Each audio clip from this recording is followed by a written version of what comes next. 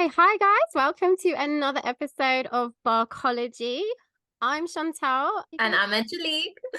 and today we've got Debbie Potter on the podcast. So she's going to be talking to us about an issue that is really prevalent, I think, amongst pretty much every puppy owner that exists. Okay, so Debbie is the founder, director, and head trainer of Potter's Paws.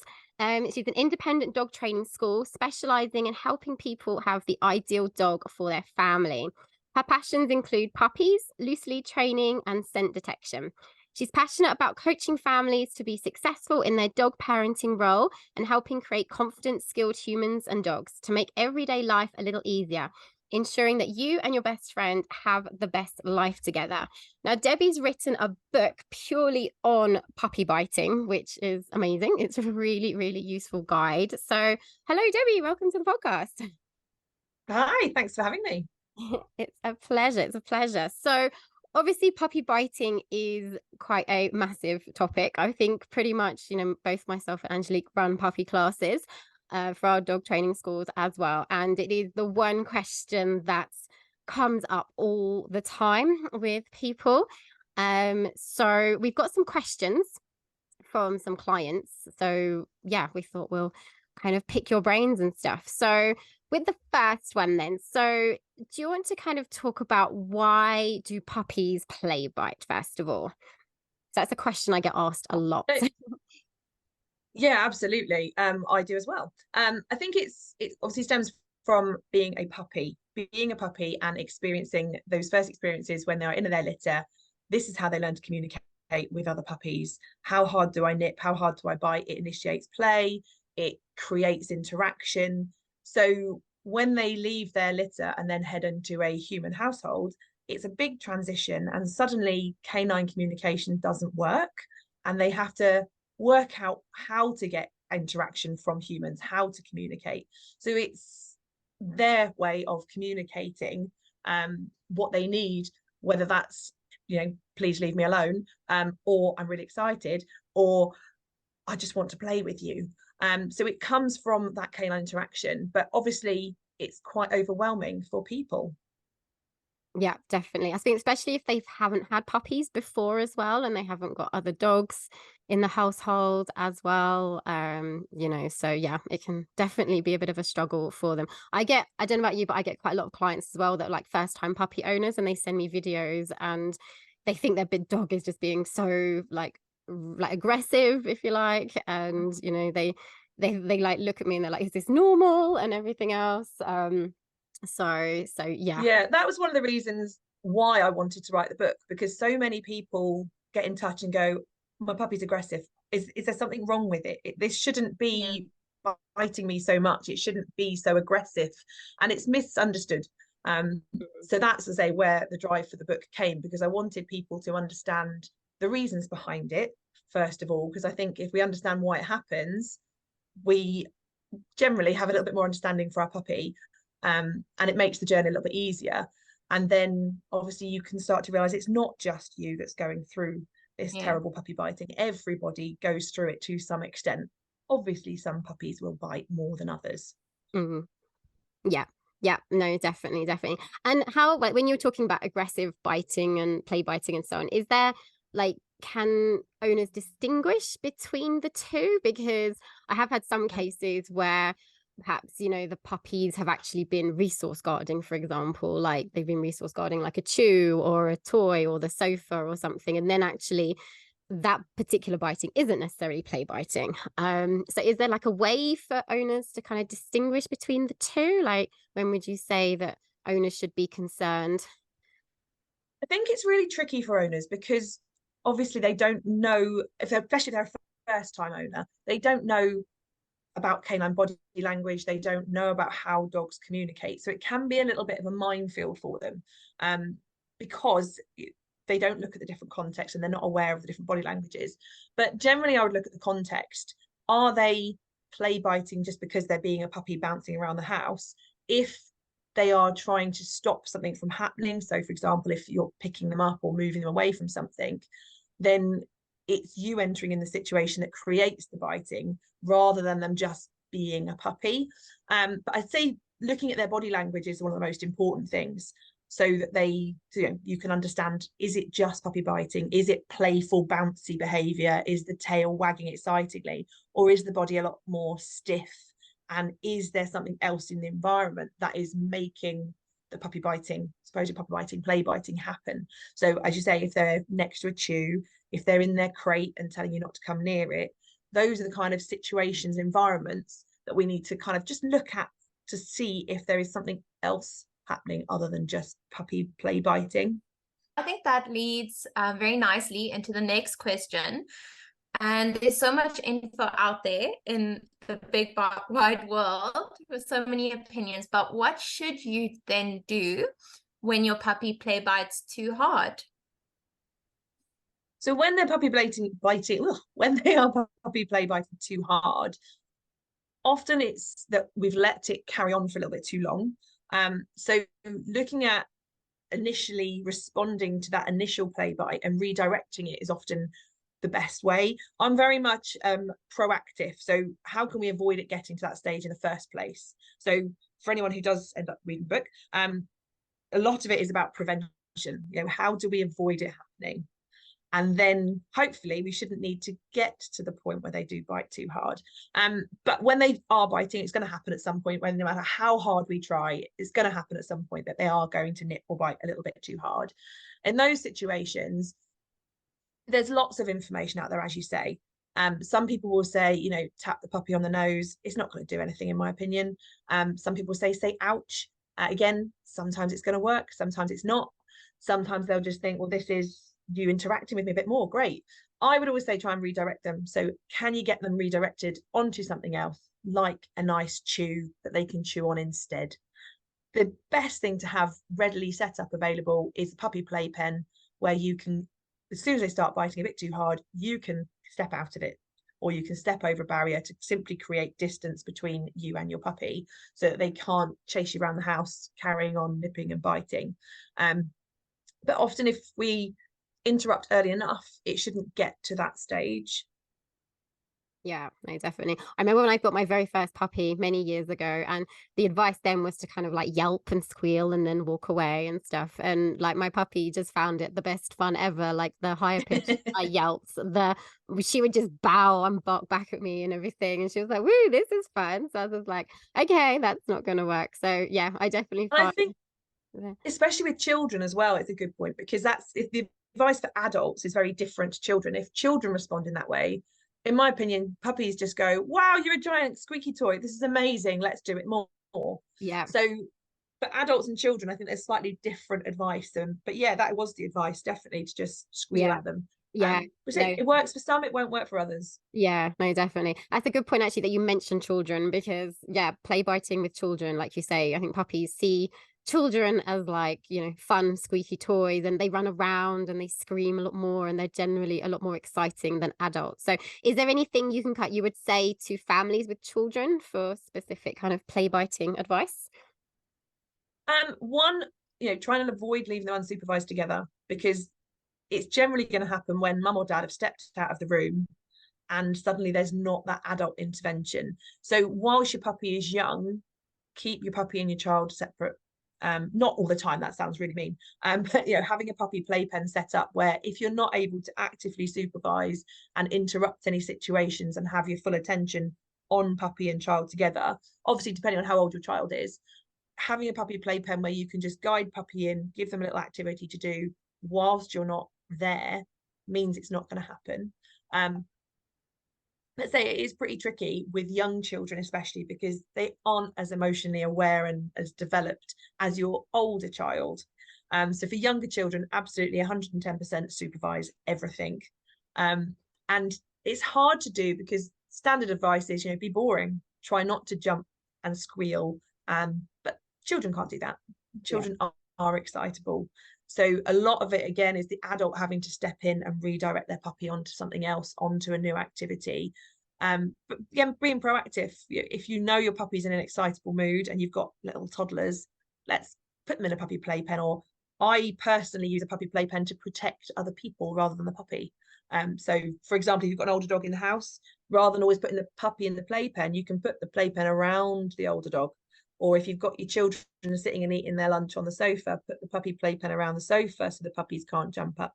So again, it's prevention. But with young children, avoid leaving them unsupervised, especially if your puppy is super excited. And teaching your puppy what you would like them to do when they're very excited and when the children are running around.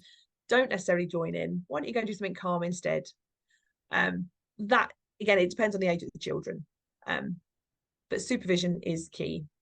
Yeah, no, definitely. I love what you said about puppy pens. Like I can't live without my pen now. Even though my puppy is now 14 months old, I still use it, like you say, with my older dogs and everything else. And if you've got visitors coming over and coming over.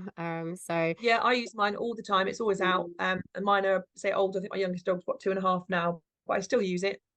Yeah, so versatile.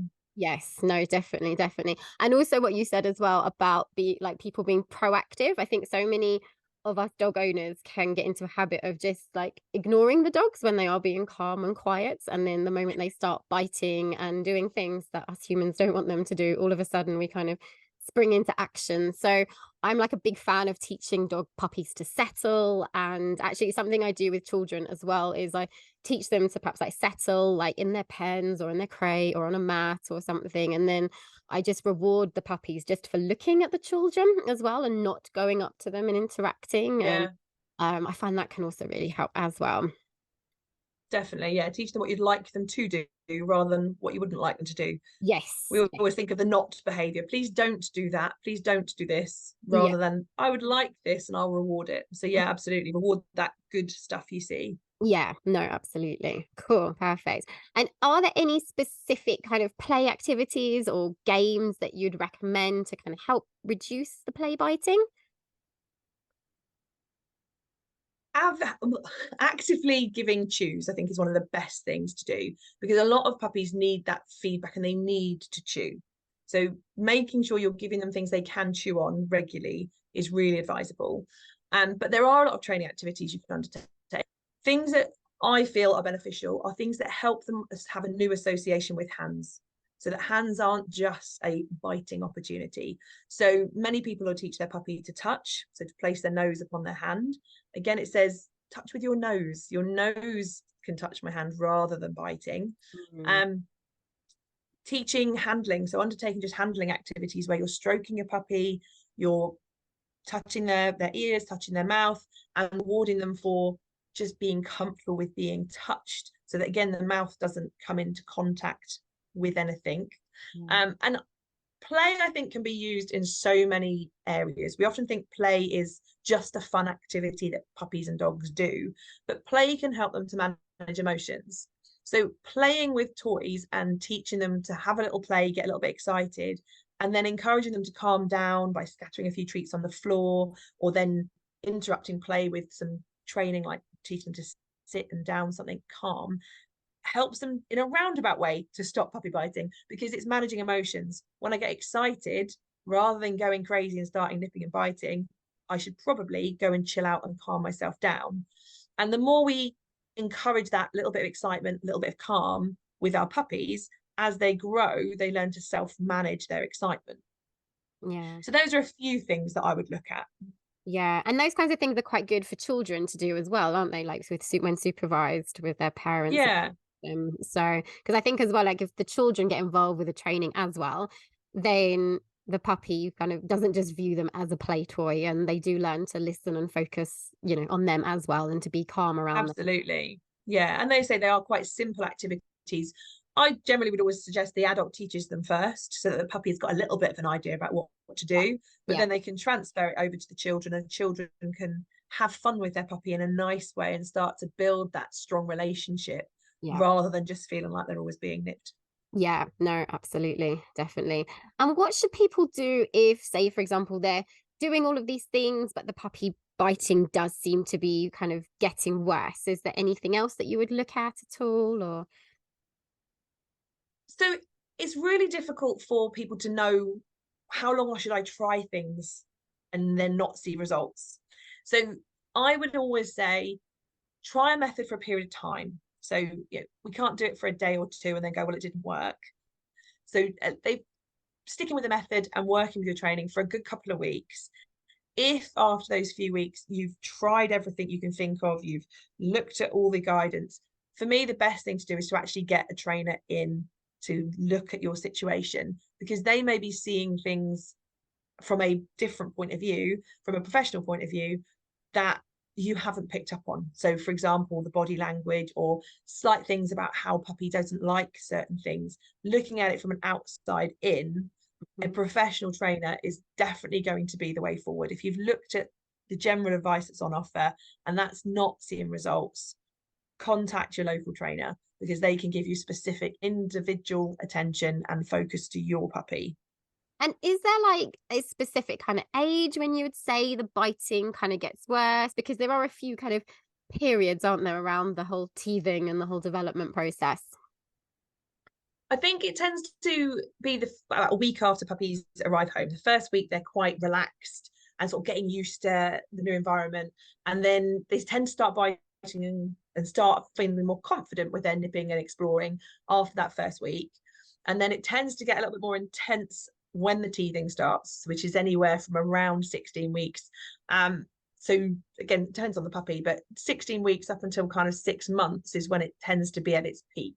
Mm-hmm. After 6 months, there should be a natural decline of puppy biting. Okay, cool, perfect. Okay, and then another question from me. Are there any specific times or situations when play biting is more likely to occur? This is going to help us be proactive, right? Yeah, absolutely. Again, every puppy's different. So getting to know your own puppy and what they do is probably one of the most important things. But typically, when you first say hello to them in the mornings, so when they've been asleep, you wake up and they're full of beans. So when they first see you, when they're particularly excited. So at excited times, after going for, tends to be after going for a poo. It tends to be a really exciting time. A lot of puppies will then come in going, wow, that was a huge event in my life. Now I need to get out some excitement. Post walk, again, if they've been out having exploring the world, it can be quite overwhelming in those first few months. And they come home and have to get out a lot of emotions. So your puppy biting can be worse at those points. Generally, if you've been interacting with them or playing for too long, so short, sharp bursts of interaction are better than long periods, because again, they'll get tired very easily. And when they get tired, it's when they start forgetting how to think rationally.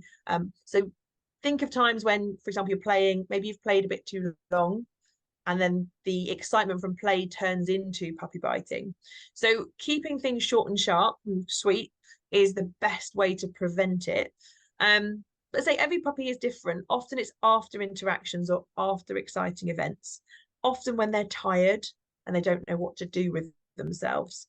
So looking at those key points throughout the day and working out your puppy's routine and what makes them tired, what makes them overexcited, because for every puppy it will be different, but think of it as emotions. So overexcitement is the main thing. Definitely. I think as well, like the whole kind of sleep and rest thing is really important as well. So I think people don't kind of realize how like much sleep puppies need. And I've had a couple of my puppies, it's almost like they get FOMO and they don't want to go to sleep at all and they don't want to rest. And I've literally had puppies where they almost look a bit feral, their eyes are like looking a bit crazy and big and they're like panting. And, with those kinds of puppies that you see as well, they kind of stop listening to you as well. And, they're just so like, it's almost like, a toddler that just is so overtired. And I think with those puppies, you just need to put them to sleep and they need somewhere quiet to rest as well. So yeah, I mean, would you kind of say that you would put, puppies in a crate or a pen to rest if they get to that point? So we're not necessarily using it as a punishment. We never want to do that. But I think sometimes puppies just do need to be put away in their bedrooms, if you like, for a rest. Yeah, I think as long as the best thing you need to do is obviously put them in those areas with a positive. So I say we don't want it to be a punishment. So popping them in their crates with an activity that will help them calm themselves. So will help with a little bit of stress relief. So some sniffing or some chewing. That means they can then calm themselves down. Because what you tend to find is when they're really excited and puppy biting, is it's hard for them to then instantly go to sleep. So they need almost like a little transition. So giving them a game, sniffing for treats, or giving them a nice chew helps them to get out all of that energy and frustration into an activity that then promotes calmness and will help them drift off to sleep.